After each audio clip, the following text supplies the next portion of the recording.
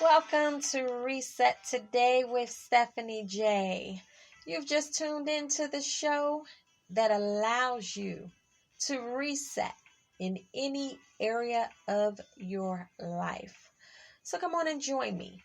Hit that reset bell and get ready to start fresh.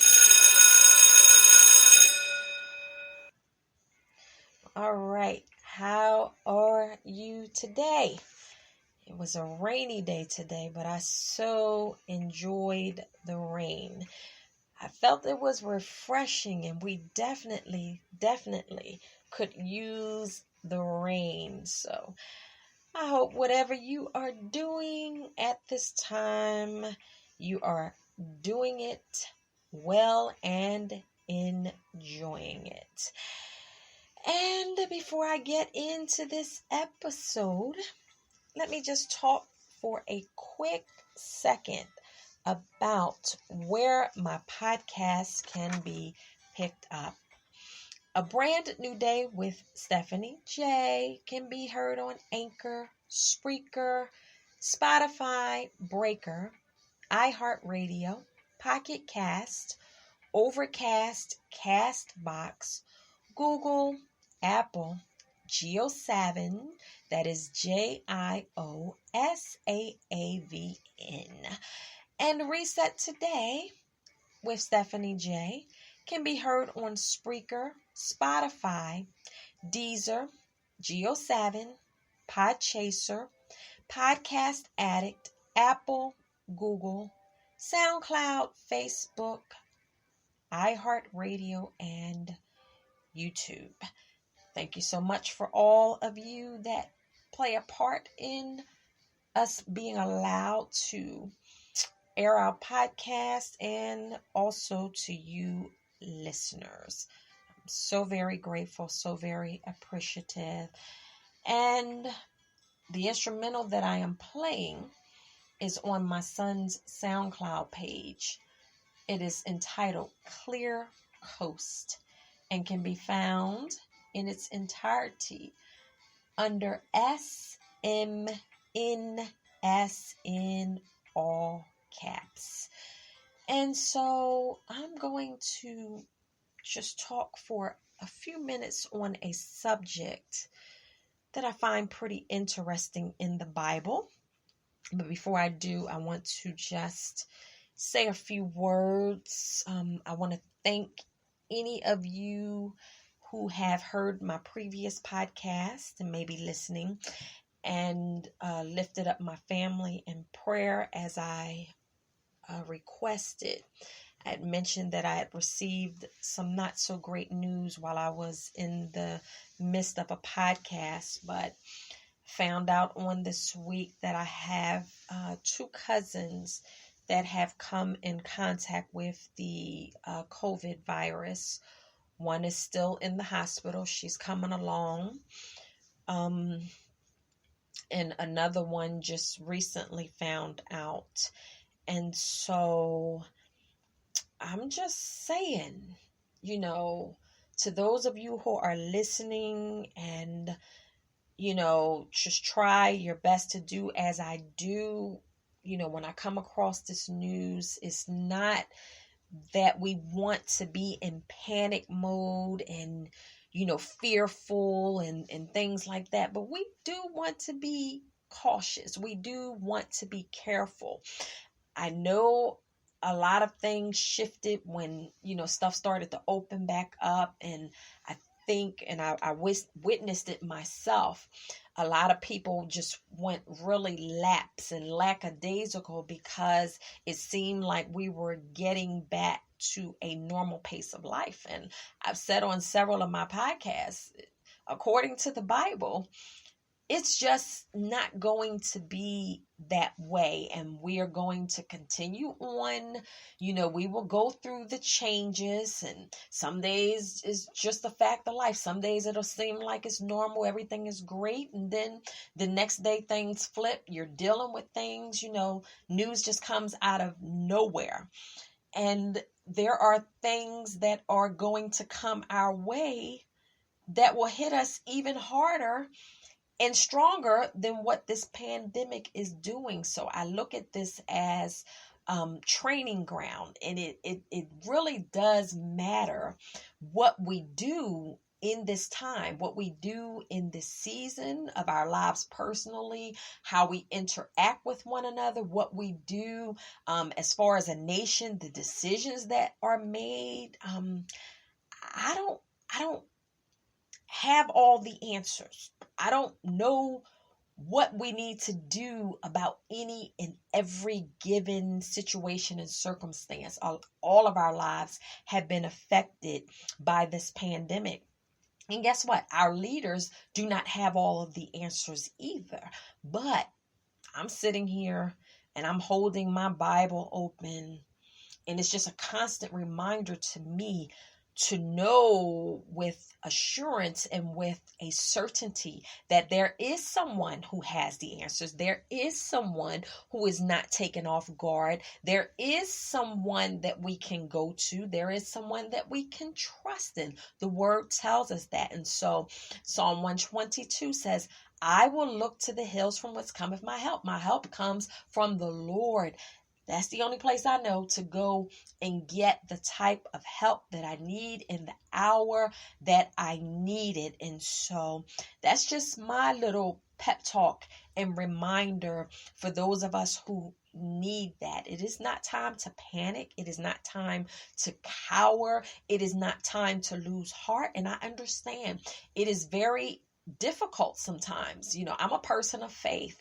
Does that mean that I'm 100% all the time? No, I'm not 10%. I'm not 100%. Sometimes I'm in the middle. Sometimes I'm higher up on the scale, and then I have my days where I might drop a little bit. It's like that phone when you plug it into the charger. What happens? You may put your phone on a charger, and I have a phone charging right now.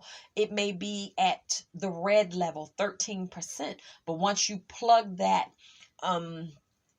phone into the outlet and plug it into the socket, and it connects with that power that can charge it, you leave it alone and the phone begins to charge up. Sometimes you'll put it on and it's at 50%. Sometimes maybe you might put your phone on a charger and it's at 83, 86%, and it only has a little bit more to go to be charged 100%. But what happens when you unplug it from that wall and you begin to use that device and you start to do things, you see that battery starting to go down. You look at it and it's like, oh wow, I just charged this up.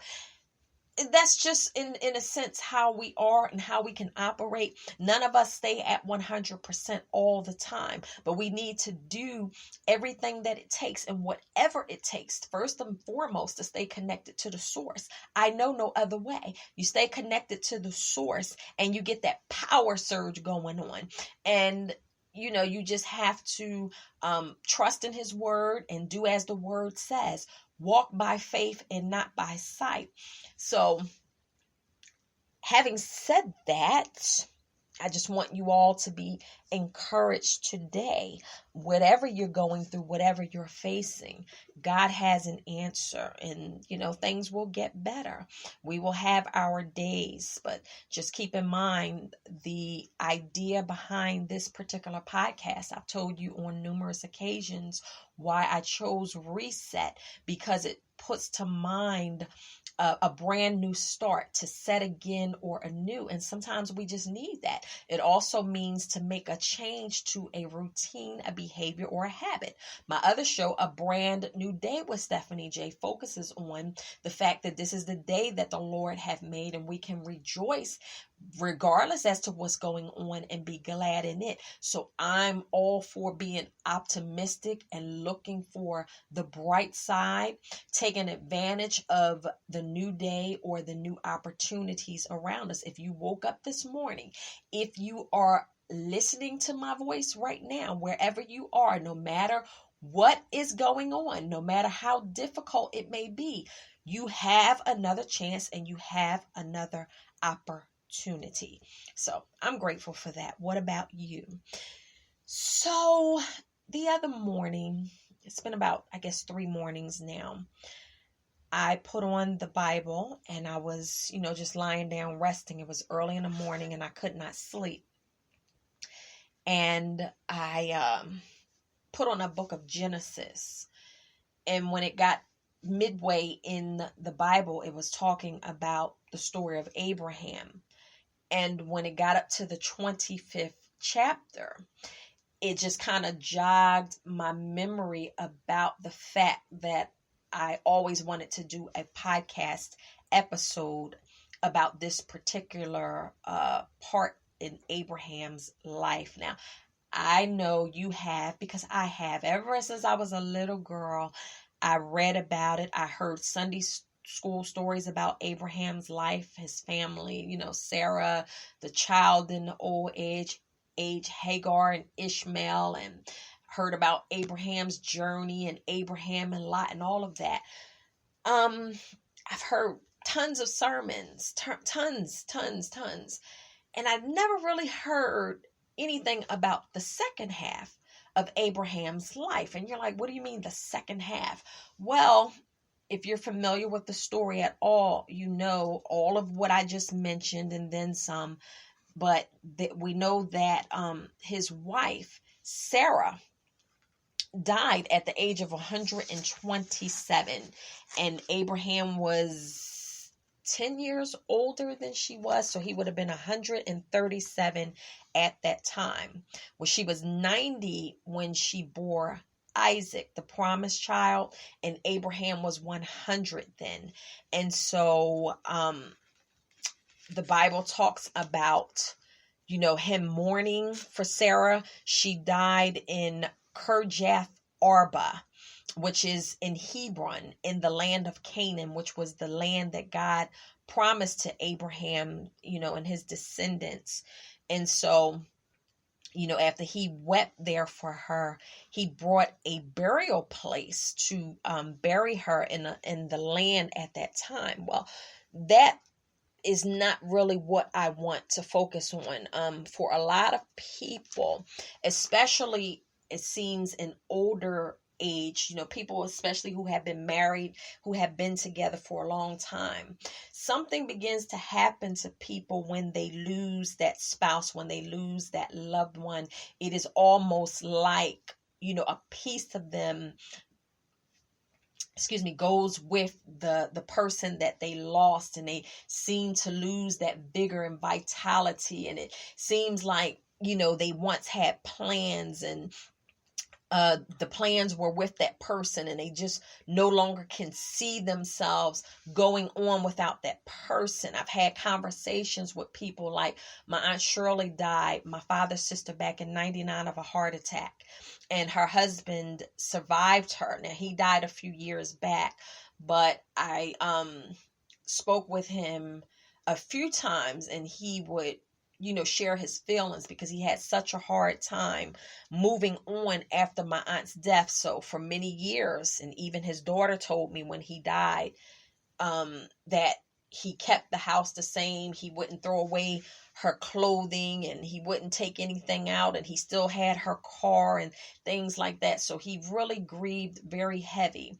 And we were talking one day, and he was saying, Stephanie, I don't know how I'm going to make it through this. Shirley was my rock. Shirley was everything. And she was very strong. She carried a lot of people. She took care of, she sacrificed. She was the one to always have the family dinners and take care of my grandmother and all kinds of things. And so, it was very extremely difficult.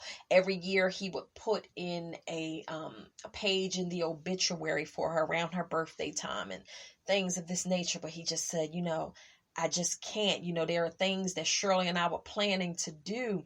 And now that she's gone, I don't have a desire. I don't even know how to begin. Like he said, I can never